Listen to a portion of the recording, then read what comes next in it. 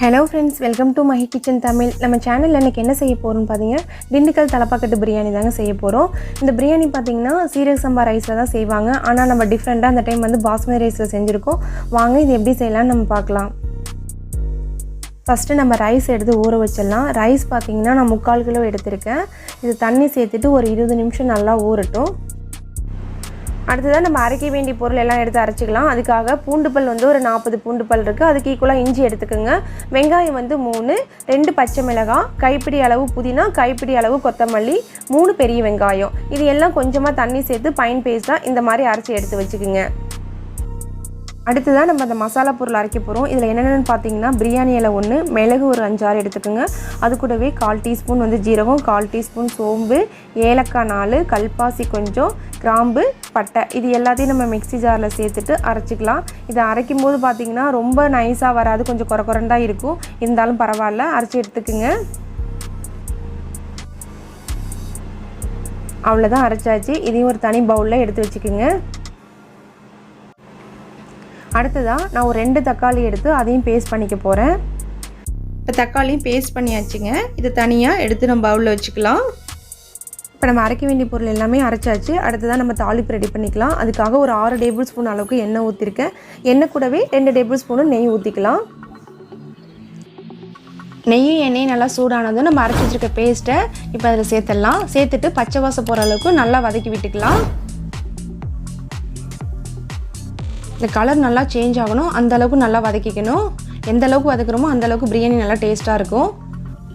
இப்போ கொஞ்சமாக நம்ம உப்பு சேர்த்துக்கலாம். உப்பு வந்து பார்த்துட்டு அதுக்கப்புறம் கூட சேர்த்துக்கலாம். இப்போ இந்த பேஸ்ட்டு வதங்குற அளவுக்கு சேர்த்திங்கன்னா மட்டும் போதும். அடுத்ததாக நம்ம அரைச்சி வச்சுருக்க கரம் மசாலா தூளை இதில் சேர்த்துட்டு நல்லா கலந்து விட்டு நல்லா வதக்கி விட்டுக்குங்க.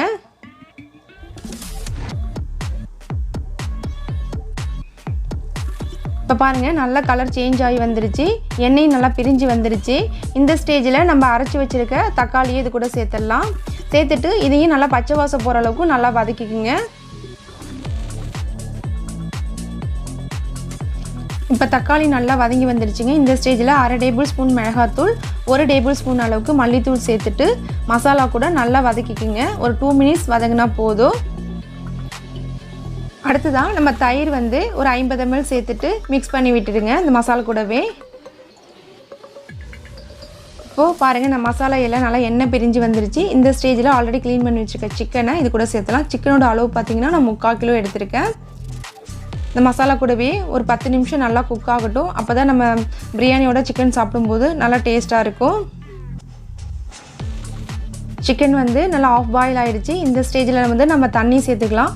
தண்ணியோட அளவு பார்த்திங்கன்னா நான் 1 கப் ரைஸுக்கு 1.5 கப் அளவு தண்ணி ஊற்றிருக்கேன். பாஸ்மதி ரைஸுக்கு அதே சீரக சம்பாவாக இருந்தால் 1 கப்புக்கு 2 கப் தண்ணி ஊற்றிக்கிங்க. இப்போ பாருங்கள், நல்லா கொதிச்சு வந்துடுச்சு. இந்த ஸ்டேஜில் நம்ம அரிசி சேர்க்க ஆரம்பிச்சிடலாம்.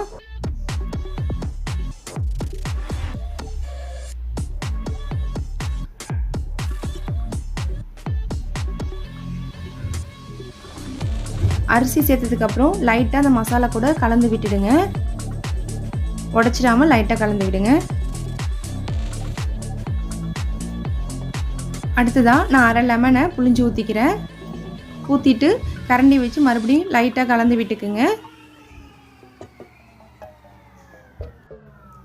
அடுப்பை வந்து மீடியம் ஃபயரில் வச்சு குக் பண்ணிக்கோங்க. இது ஒரு 3/4 பாயில் ஆனதுக்கப்புறம் நம்ம தம் போட்டுக்கலாம்.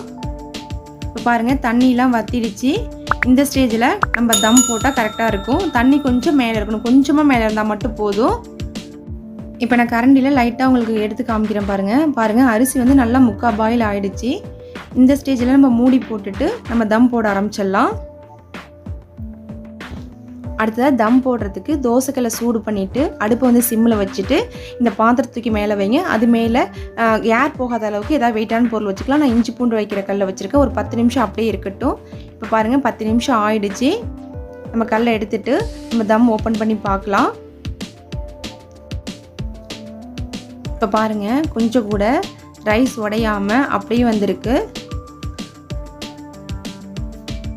இப்போ கரண்டி வச்சு கார்னர் பகுதியிலேருந்து தம்மை உடைச்சிக்குங்க, ரைஸ் உடையாத அளவுக்கு. பாருங்கள், கொஞ்சம் கூட உடையில பாருங்கள், ரைஸ் அப்படியே முழுசாக இருக்குது. அவ்வளோதாங்க, சுவையான தலப்பாக்கட்டு பிரியாணி ரெடி ஆகிடுச்சுங்க. இது வீட்டில் செஞ்சு பாருங்கள். செஞ்சு பார்த்துட்டு கமெண்ட் பண்ணுங்கள். நாங்கள் போகிற ரெசிபி உங்களுக்கு பிடிச்சிருந்துச்சின்னா மஹி கிச்சன் தமிழுக்கு சப்ஸ்கிரைப் பண்ணிக்கோங்க.